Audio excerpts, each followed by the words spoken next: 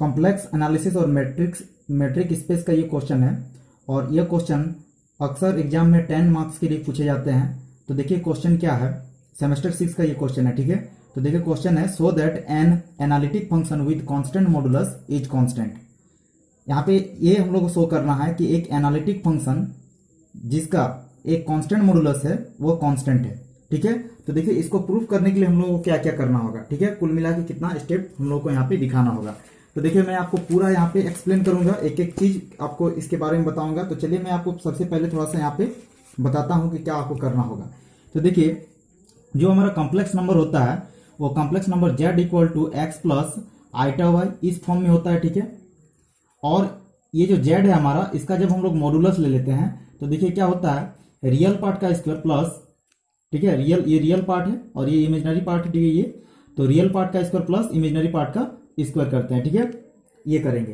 तो देखिए complex function, जो कॉम्प्लेक्स फंक्शन होता है उसी को हम लोग क्या बोलते हैं, एनालिटिक फंक्शन बोलते हैं, ठीक है। जो कॉम्प्लेक्स फंक्शन होता है, जो कॉम्प्लेक्स फंक्शन होता है उसी को हम लोग क्या बोलते हैं, एनालिटिक फंक्शन, ठीक है। उसी को हम लोग कहते हैं एनालिटिक फंक्शन। तो देखिए उसी को हम लोग बोलते हैं यहाँ पे एनालिटिक फंक्शन।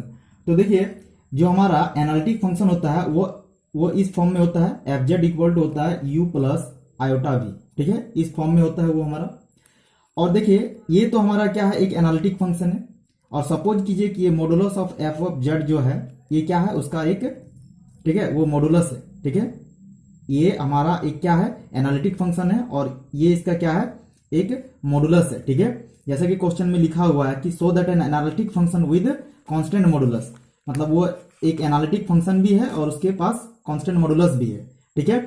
तो कांस्टेंट मॉडुलस मींस क्या, देखिए यहां भी हो जाएगा ये रियल पार्ट का स्क्वायर प्लस इमेजिनरी पार्ट का स्क्वायर और ये कांस्टेंट दिया हुआ है, ठीक है, ये कांस्टेंट दिया हुआ है। तो हम लोगों को प्रूफ क्या करना होगा कि जो हमारा एनालिटिक फंक्शन है और जिसके पास आप यहाँ पे देख पा रहे होंगे, ठीक है, ये हमारा एनालिटिक फंक्शन है और जिसके पास क्या है, एक मॉडुलस है, ठीक है, मॉडुलस है, कांस्टेंट मॉडुलस है। तो इसको हम लोगों को दिखाना होगा कि ये जो हमारा एफ ऑफ जेड है ये क्या है, ये कांस्टेंट है। तो चलिए हम लोग इसको दिखाते हैं। तो देखिए इसको दिखाने के लिए हम लोगों को क्या करना होगा, ये जो u है, ठीक है, और ये जो v है, इन दोनों को हम लोग इक्वल दिखाएंगे और ये दोनों कांस्टेंट के बराबर होना चाहिए। जब ऐसा हम लोग दिखा पाएंगे तो हमारा ये थ्योरम जो है प्रूफ हो जाएगा, ठीक है। यानी जो हमारा रियल पार्ट है और जो इमेजिनरी पार्ट है, ठीक है, उन दोनों को अगर इक्वल कर पाएंगे और अगर वो कांस्टेंट के इक्वल आ गया तो हमारा क्या प्रूफ हो जाएगा कि जो हमारा एनालिटिक फंक्शन है जिसके पास कांस्टेंट मॉडुलस है, ठीक है, वो एक कांस्टेंट है, ठीक है। हमारा जो एनालिटिक फंक्शन है वो कांस्टेंट हो जाएगा। तो चलिए इसको प्रूफ करेंगे हम लोग, ठीक है, स्टेप बाय स्टेप क्लियर करेंगे हम लोग इसको, ठीक है। बहुत ही इजी इसका प्रूफ हो जाएगा। तो चलिए देख, तो देखिए जैसा कि मैंने बोला कि एक एनालिटिक फंक्शन लेंगे कांस्टेंट मॉडुलस के साथ। तो देखिए मैंने लिया let f z equal to u plus iota b is an analytic function with constant modulus, ठीक है। देखिए since f z is an analytic function, f z क्या है, एक एनालिटिक फंक्शन है। F z is an analytic function, f z is an analytic function. तो देखिए f z अगर एनालिटिक फंक्शन है, दिस इंप्लाइज ये u और जो v है, ठीक है, f z equal to u plus iota v एक एनालिटिक फंक्शन है। तो यहाँ पे u और v क्या करेगा, CR इक्वेशन को सेटिस्फाई करेगा। This implies u and v satisfy CR equation. This implies u and v satisfy CR equation. और CR इक्वेशन क्या होता है, देखिए CR इक्वेशन होता है डेट इज, CR इक्वेशन होता है del u upon del x equal to होता है del v upon del y and क्या होता है del u upon del y equal to होता है minus del v upon del x होता है। यानी जो हमारा एफ ऑफ जेड है ये एनालिटिक फंक्शन, जो एक एनालिटिक फंक्शन है वो, ठीक है, ये u एंड v सेटिस्फाई, जो उसका u और v है एनालिटिक फंक्शन का, वो इस CR इक्वेशन को सेटिस्फाई करना चाहिए। तो देखिए सेटिस्फाई करता है कि नहीं, देखेंगे इसके कंडीशन को। सिंस देखिए since f of z equal to क्या है, u प्लस आयोटा भी है, तो मॉडुलस ऑफ क्या हो जाएगा, एफ जेड का, क्योंकि यहाँ पे लिखा हुआ है क्वेश्चन में ही लिखा है कि एनालिटिक फंक्शन जो है उसके पास कांस्टेंट मॉडुलस है। तो देखिए इसका मॉडुलस हम लोग निकाल लेंगे एफ ऑफ जेड का। तो modulus of F of Z, ठीक है, modulus of F of Z निकालेंगे, एफ ऑफ जेड का मॉडुलस, तो क्या हो जाएगा, रियल पार्ट का स्क्वायर प्लस इमेजिनरी पार्ट का स्क्वायर। और क्वेश्चन में ही लिखा हुआ है कि इसका जो ये जो फंक्शन दिया हुआ है एनालिटिक फंक्शन, उसके पास कैसा मॉडुलस है, तो कांस्टेंट मॉडुलस, यानी ये जो मॉडुलस है इसका ये कांस्टेंट है, ये क्वेश्चन में ही लिखा हुआ है, ठीक है। तो चलिए अब आगे इसको सॉल्व करते हैं, ठीक है। तो देखिए यहाँ पे क्या हो जाएगा, ये जो है स्क्वायर रूट ऑफ, देखिए अब हम लोग क्या कर देंगे, सपोज कर लेते हैं कांस्टेंट जो है हमारा सी है, ठीक है। तो अब क्या कर देंगे, बोथ साइड स्क्वायर कर देंगे। तो बोथ साइड स्क्वायर अगर कर देंगे तो ये स्क्वायर हो जाएगा प्लस भी स्क्वायर हो जाएगा इक्वल टू हो जाएगा सी स्क्वायर, ठीक है, सी स्क्वायर हो जाएगा। यहाँ पे हम लोग ऐसे इसको कर सकते हैं और इसको हम लोग लेट कर लेंगे इक्वेशन 1, ठीक है, इसको क्या लेट कर लेंगे, इक्वेशन 1। तो चलिए आगे और देखते हैं। अब हम लोग इसको क्या करेंगे, पार्शियली डिफरेंशिएट करेंगे, एक बार x के रेस्पेक्ट में और एक बार y के रेस्पेक्ट में। तो यहाँ लिखेंगे partially differentiate with respect to x, ठीक है, विद रेस्पेक्ट टू x 1। तो वी गेट, हम लोग क्या पाते हैं यहाँ पे देखिए, तो इसका हम लोग क्या करेंगे, इसका हम लोग करेंगे partially differentiate with respect to x। तो देखिए यहाँ पे इसके लिए हो जाएगा 2u और हो जाएगा del u upon del x plus 2v del v upon del x हो जाएगा और इक्वल टू 0 हो जाएगा, ठीक है। इसका x के रेस्पेक्ट में अगर इक्वेशन 1 का अगर हम लोग डिफरेंशिएट करेंगे तो ये होगा। अब देखिए 2 कॉमन आ जाएगा, तो यहाँ हम लोग क्या लिख सकते हैं, यहाँ लिख सकते हैं del u upon del x plus del v upon del x equal to हम लोग 0 लिख सकते हैं, ठीक है। डेल यहाँ पे देखिए यहाँ u भी है और यहाँ v भी है, ठीक है। तो u del u upon del x plus v del v upon del x equal to 0 हो जाएगा। अब इसको हम लोग, ठीक है, दिस इंप्लाइज हम लोग क्या लिख सकते हैं, देखिए इसको एज इट इज रखेंगे u del u upon del x, ठीक है, और यहाँ देखिए v है, ठीक है, तो v को हम लोग v एज इट इज लिखेंगे। और देखिए del v upon del x का वैल्यू मेरा सीआर इक्वेशन से क्या है, तो आपको थोड़ा सा नीचे में स्किप करके दिखा रहा हूँ, ठीक है।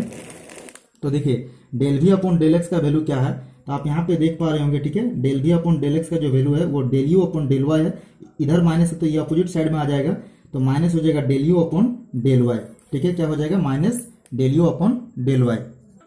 तो यहाँ हो जाएगा minus del u upon del y minus भी del u upon del y हो जाएगा बाय सी आर इक्वेशन और इक्वल टू 0 हो जाएगा। तो ये कहाँ से आया, by using C R equation, ठीक है, by using C R equation. अब देखिए आगे हम लोग इसको क्या लिख सकते हैं, कैसे लिखेंगे इसको, तो यहाँ से हम लोग ये कर सकते हैं, this implies u del u upon del x equal to हो जाएगा v del u upon del y, और इसको हम लोग लेट कर लेंगे इक्वेशन 2, ठीक है, ये अपोजिट साइड में जाके क्या हो जाएगा, v del u upon del y हो जाएगा। अब अगेन हम लोग क्या करेंगे, जो इक्वेशन 1 है, जो इक्वेशन 1 दिया हुआ है इसको पार्शियली डिफरेंशिएट करेंगे विद रेस्पेक्ट टू y, ठीक है। तो यहाँ फिर हम लोग लिखेंगे अगेन, तो जो इक्वेशन 1 है, ठीक है, उसको हम लोग क्या करेंगे, अगेन डिफरेंशिएट करेंगे, again partially differentiate with respect to y in 1 we get. तो देखिए हमारा जो इक्वेशन 1 था वो क्या था, हमारा था u square plus v square equal to था c स्क्वायर, ठीक है। इसका हम लोग डिफरेंशिएट कर लेते हैं एक बार।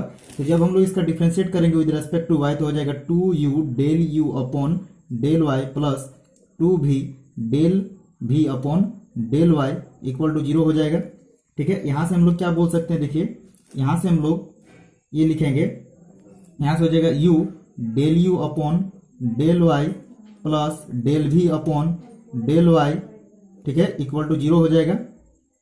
अब इसके आगे हम लोग देखिए क्या करेंगे यहाँ पे, ठीक है, इसके आगे हम लोग लिख सकते हैं u del u upon del y, ठीक है, और देखिए यहाँ पे यहाँ v भी छूट गया, ठीक है, यहाँ v भी होगा v और प्लस क्या हो जाएगा v, ठीक है, v और del v upon del y जो है ये होता है del u upon del x, ठीक है, del u upon del x के इक्वल।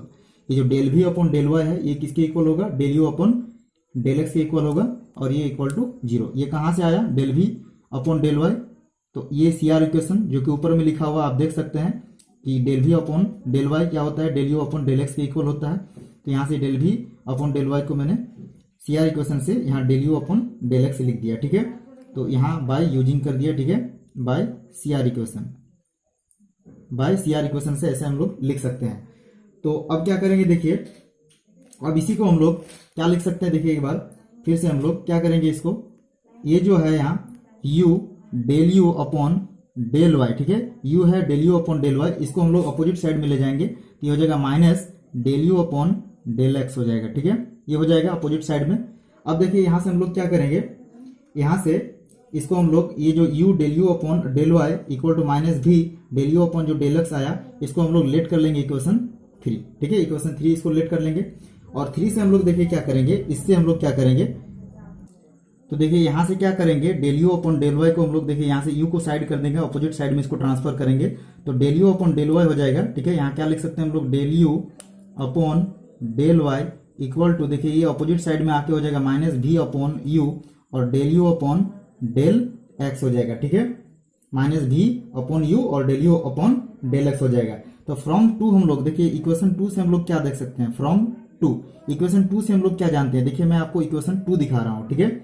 इक्वेशन 2 हमारा क्या है, देखिए इक्वेशन 2 है u del u upon del x equal to भी del u upon del y, ठीक है, ये हम लोग देख सकते हैं। तो यहां से हम लोग क्या बोलेंगे, देखिए ये हम लोग देख सकते हैं यहाँ पे, ठीक है, फ्रॉम 2। तो यहां हम लोग क्या करने वाले हैं, यहाँ तो देखिए यहां हम लोग क्या करेंगे, इस इक्वेशन 2 को एक बार लिख लेंगे, ठीक है, इक्वेशन 2 जो हमारा है u del u upon del y, इसको एक बार लिख लेंगे, ठीक है। तो इक्वेशन 2 को एक बार चलिए लिख लेते हैं।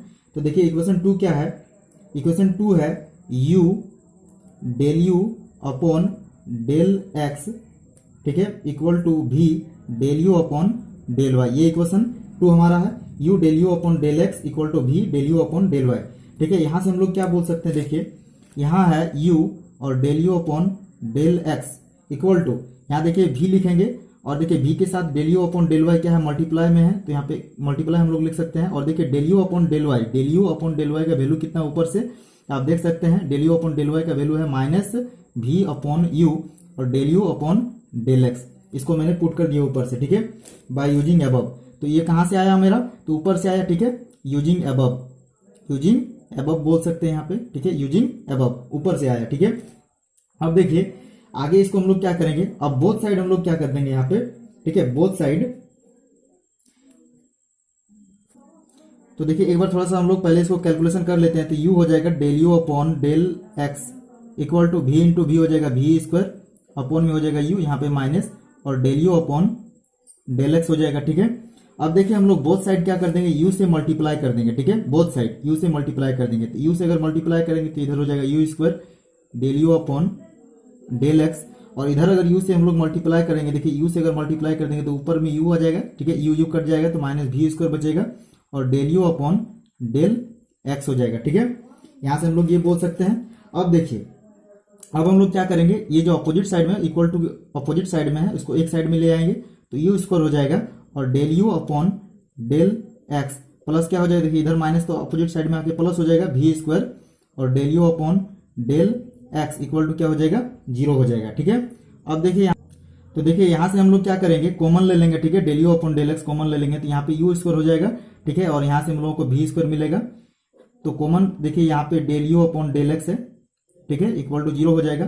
तो देखिए यहाँ से हम लोग ये बोल सकते हैं, दिस इंप्लाइज हम लोग ये बोलेंगे यहाँ पे कि जो डेल यू अपॉन हम लोगों का डेल एक्स है, ये del u upon del x, del u upon del x ये इक्वल टू 0 होगा, बट जो हमारा ये है u square plus v square ये कभी भी 0 के इक्वल नहीं होगा, ठीक है।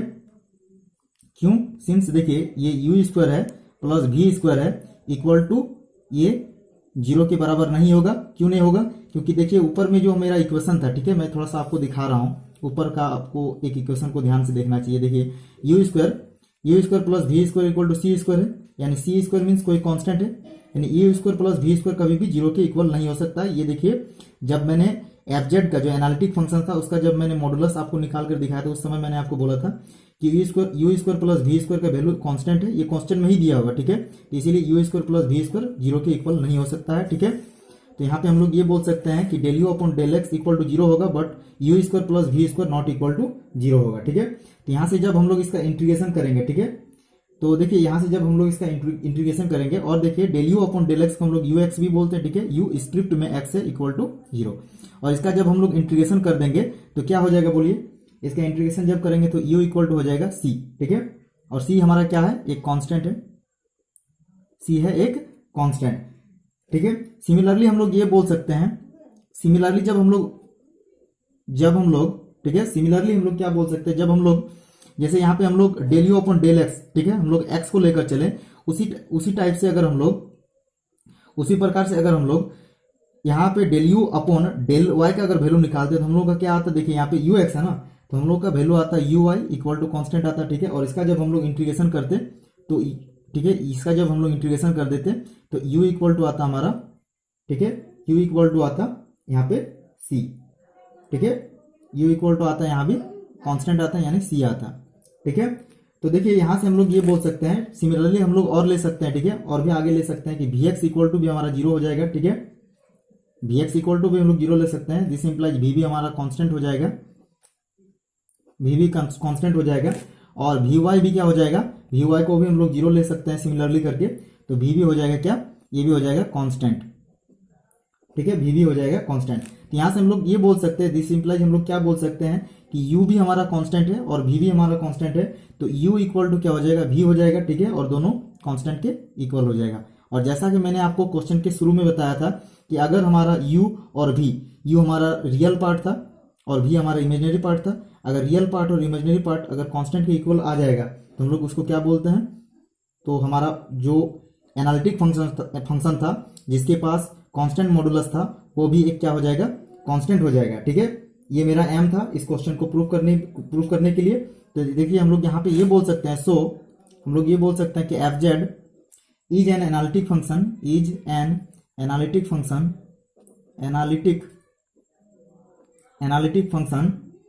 विद कांस्टेंट मॉडुलस, ठीक है,